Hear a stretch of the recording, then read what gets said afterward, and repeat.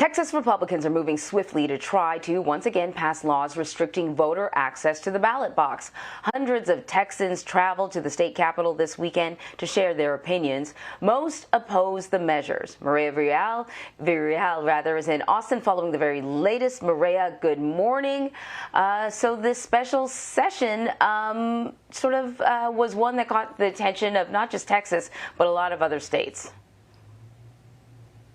Hey, good morning, Anne Marie. Thanks for having me. Yes, so right now the contentious fight that is happening over voting rights around the nation is actually taking center stage right here in Texas. For the second time this year, Republicans are trying to pass a bill that would put tighter restrictions on voting rights here in the state. Now, the governor has called a special session. He just did it last week. It will last 30 days. And if there's one thing that legislators on both sides of this argument can agree on, it's that things will move quickly.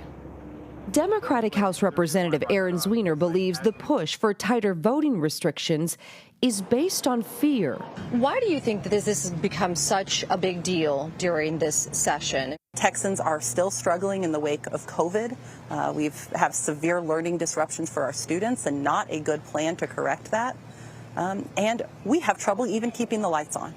So I think they are deathly afraid that Texans are about to figure out that they have better options and are doing everything they can to cling on to power. Bills filed by Republican state senators would include new ID requirements for people voting by mail, ban 24-hour voting and drive-thru voting sites, and increase criminal penalties for election officials or people assisting voters. But what we see today is greater suppression in legislation to provide less access to the polls. Hundreds of Texans from across the state flocked to the Capitol over the weekend and gave public testimonies in marathon all-night hearings. Texas already has some of the most restrictive voting laws in the country, and this is going to create even more hurdles to people voting. It's a common sense reform bill that's going to help every Texan vote. Republican State Senator Brian Hughes wrote the Senate bill. Democrats will say this is more about the idea that the election was stolen back in November and that these restrictions are being put in place to punish voters moving forward. Senate Bill 1 is about protecting voters from folks who are trying to steal their votes, from ballot harvesters, from unscrupulous workers, folks who are trying to influence, coerce, mislead, literally steal ballots. That happens. It still happens. Now, Democrats were able to block a similar set of restrictive bills earlier this year by staging a walkout. They say they are considering that and all options. But the lieutenant governor here in Texas says if that happens, he will have to step in and make sure he protects the legislative process. Anne Marie. Yeah, Mireya, I wanted to talk about what sort of some of those options are. I mean, part of the reason that the walkout worked last time is because the session was coming to an end, so the clock kind of ran out. But now the session, you said, I believe, was going to be a month long, so I don't know if a walkout is the best option, but what other things are Democrats entertaining? You know, we asked that several times to people, what options do you have in this moment? Are you going to walk out? And we were basically told, we might walk out, but if we are, I'm not going to tell you. We might not walk out, but if we are, I'm not going to tell you. So I think right now they are really holding very close to the vest what their plans could potentially be. I think they have a lot of other things that they're going to try and barter with right now, other issues that are making its way right now through several committees that they could potentially say, we will give you this or we will compromise on this if we can work on that. So I think right now that's more of what we will be hearing of and seeing rather than them potentially walking out. But you just never know in this session. So, as you mentioned, one of the key elements of these bills would be to ban drive-thru voting outright. It was a practice that was particularly popular in Democratic-leaning Harris County last November, especially during the pandemic. Can we talk a little bit about the impact of having the option to vote via drive-thru?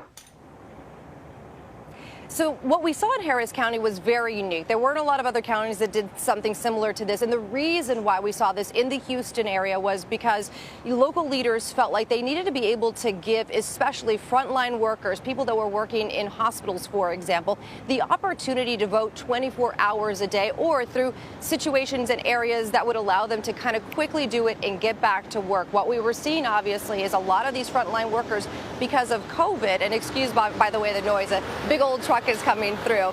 But what we were seeing during COVID was a lot of these frontline workers wanting to vote, wanting to be able to get out there, but not having the time to do that because a lot of times elections are happening or election times are happening between the hours of 9 and 6 p.m. or 9 and 8 p.m. So again, it worked really well in the moment, but I think now moving forward, we're not exactly sure that it's going to happen again.